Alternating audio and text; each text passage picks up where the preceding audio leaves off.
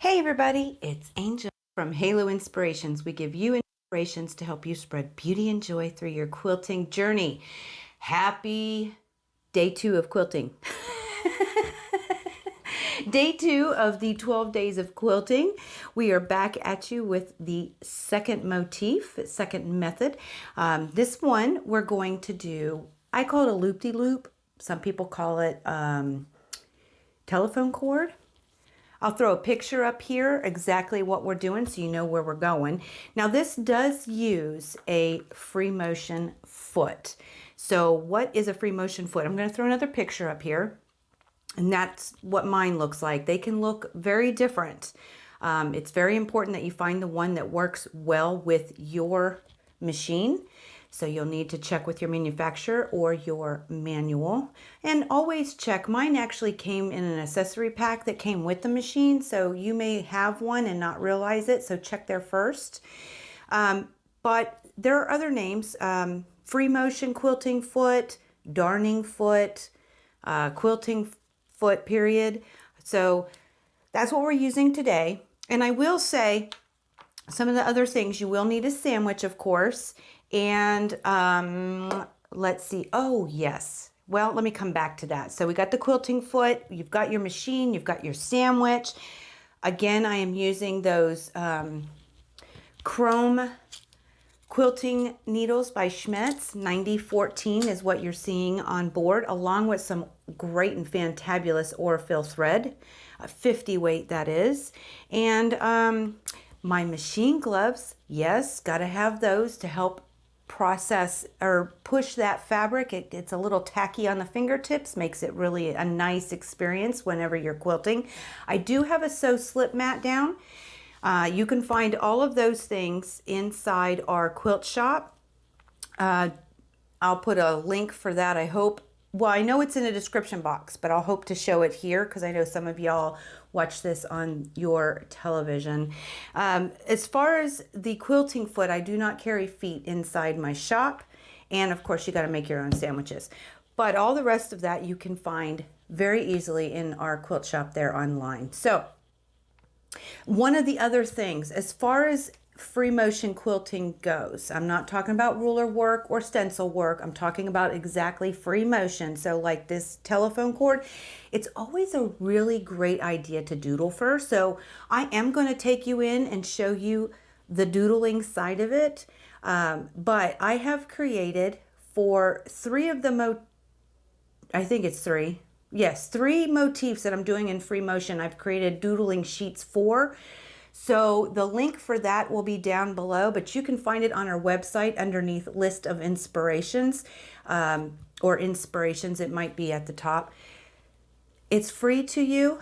You don't have to sign up for an email. You can just download it, print it off, and it's just a sheet. It gives you a good start where you can trace it, and then you can fill the sheet up for yourself.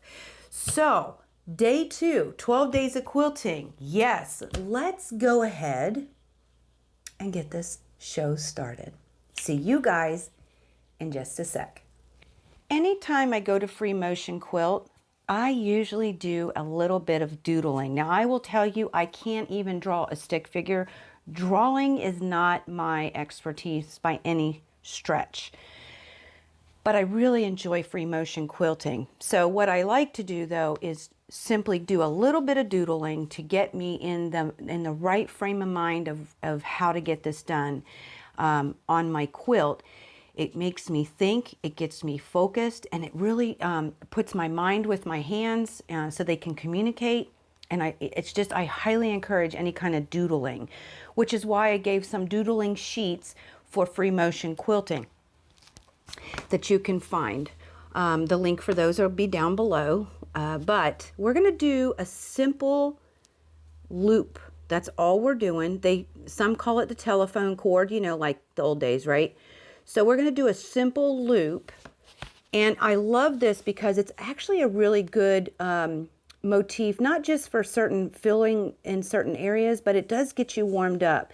And so basically, we're just going to do some loops. Okay, now you do want to try and keep the consistency as best as you can, and it's a really great way to try and figure that out. But as you see, I'm not very good at doodling. But it's okay. It really is okay. So one of the things, once you start really getting into this, you can actually, let's say you have a square, okay? I have to think about this. Okay, so you can do your loop-de-loops. Now, it's a little different doing it this way than it is when you're actually free motion quilting, because you're moving the fabric and not the pen. So you know, when I'm down here, I'm thinking differently, because I would have spun. Now you don't have to, but I typically spin my fabric to make it all go the same direction. And you can do that in different shapes. Doesn't have to be a square. What if you had like a teardrop? You could simply do the same thing. I have to think about it. Hold on, give me a second here. There we go.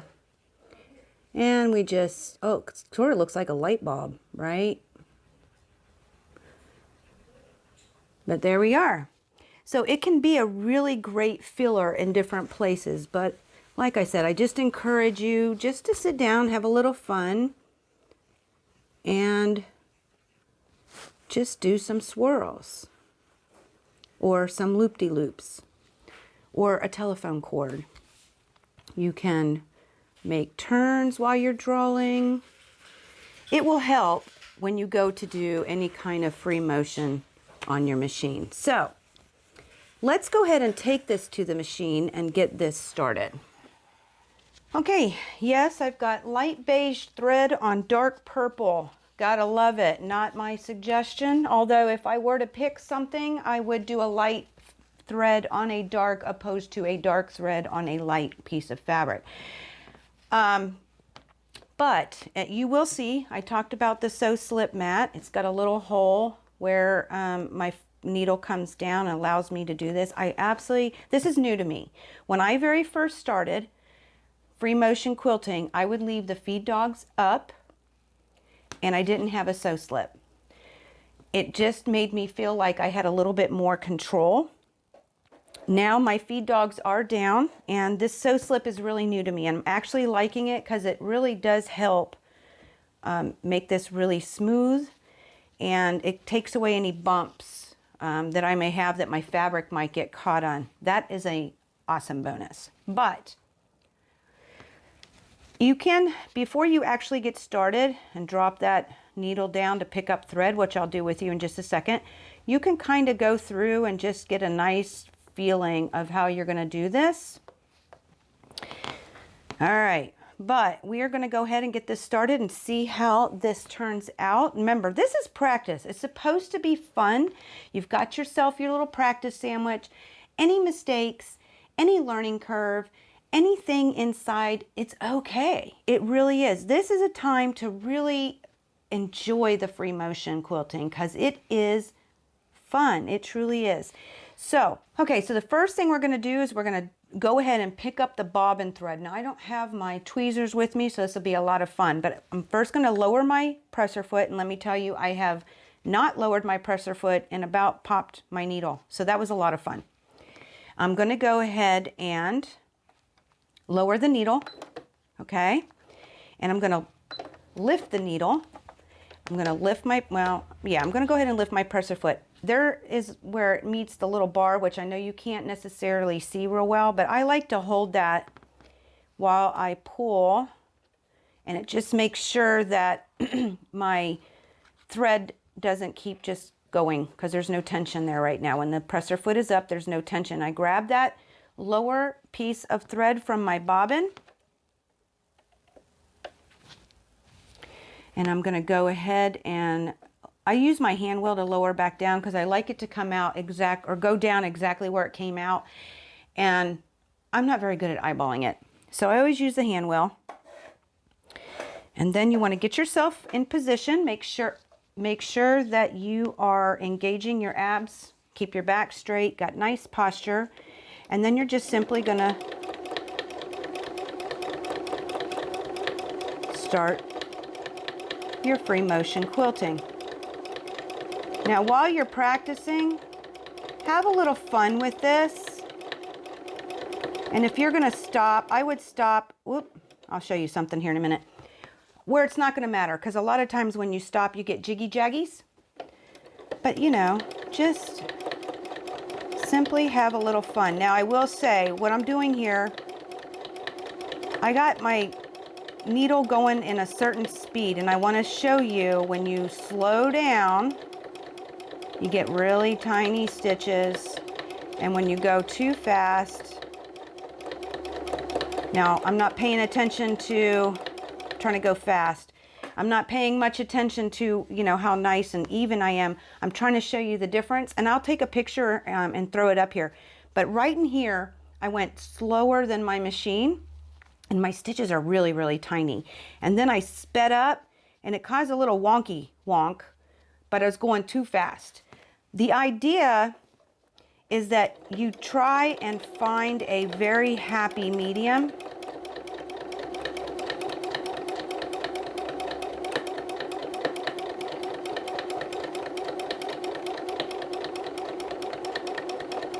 And if you think your hands are moving too slow, either speed up your hands or speed up your machine. But if you speed one up, you don't want to speed up the other. You're trying to find a nice, happy medium.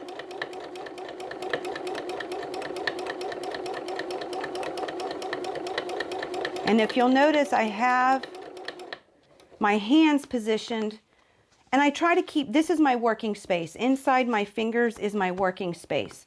So if I start to get too far out, I need to stop and reposition. Now, I don't know if I walked earlier, because sometimes I walk, meaning, see if I can do it here. I don't recommend it. Sometimes you'll get jiggy jaggies.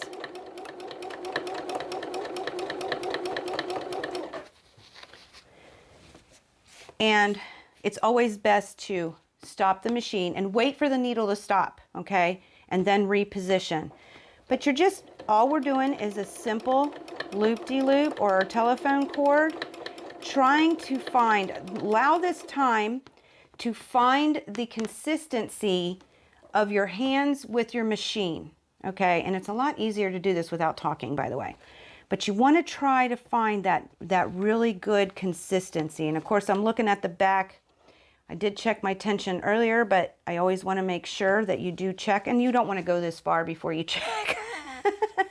But have a little fun. Allow this motif is, it's, you know, we've all drawn cursive circles. Well, I shouldn't say that. Not all of us have. But anytime we have learned to write, it took some practice, and your lines didn't necessarily look so good. And let me tell you, I'm 48 years old. I think I'm 48. I don't even know how old I am. And my handwriting still doesn't always look so nice. But it was even worse when I was younger, right? And as you keep practicing, your momentum goes, the flow goes, you get a relationship between the speed of the machine and the speed of your hands, making sure that you're getting those equal stitches. Your loops will start to become more consistent. Everything flows together. But this is it. And I'm just going to keep on going and just do a little, it's my warm up. Okay. So I'm going to keep on going a little bit and have a little fun with this, allowing myself to enjoy it instead of being stressed. There's no stress, just simple practice. And the more you do it, the better you'll get, just like everything else in quilting. So I'm going to come back at you face to face. And let me see if I'll make one turn. Let's see if I can do this well from this angle, because I would turn my fabric, but you don't have to.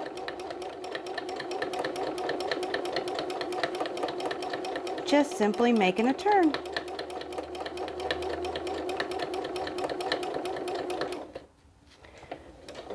Whoop, I jiggle-jaggled. And that's okay, guys.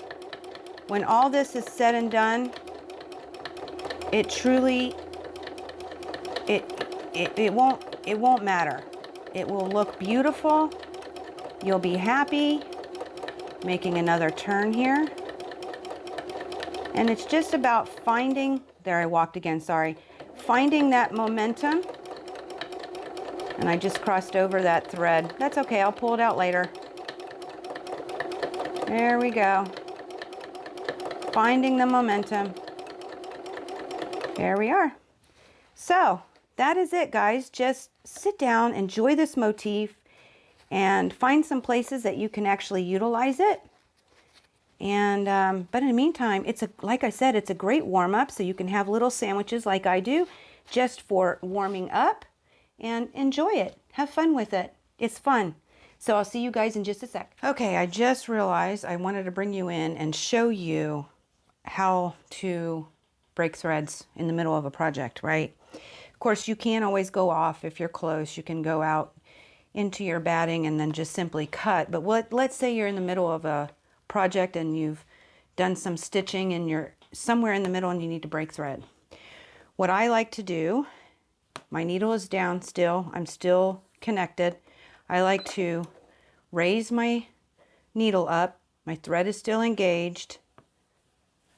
I go ahead and lift my presser foot so I release the tension. I go a distance away, drop the presser foot and hit cut. Okay, and what that is going to do for you, try and make sure I'm still in the focus here, it's going to allow me to pull up my bobbin thread in the middle of my quilt project where I needed to break, and then I can simply tie the two ends together and cut threads. So that's how you stop in the middle of a project. Just thought I would share with you so that you can bury it and have the tail length to work with that. And this one seems pretty far. So what I'll do is I might pull the next one up. But you could just simply make your knot.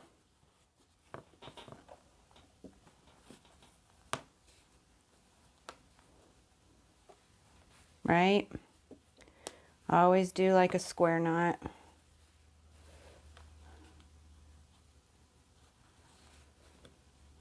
Okay, and then I can bury my threads. And I'll have a stitch there. But that way my threads can be buried in the middle of my project. So I hope that was helpful. Now I'll see you guys in just a sec. Wasn't that fun? This is a fun motif. It's not difficult. It gives you a lot of opportunity for lots of practice getting around those turns. You know, you could, like I did in the drawing, you can fill in a space. You can use them in borders. You can use them along sashings. Very, very fun and great motif.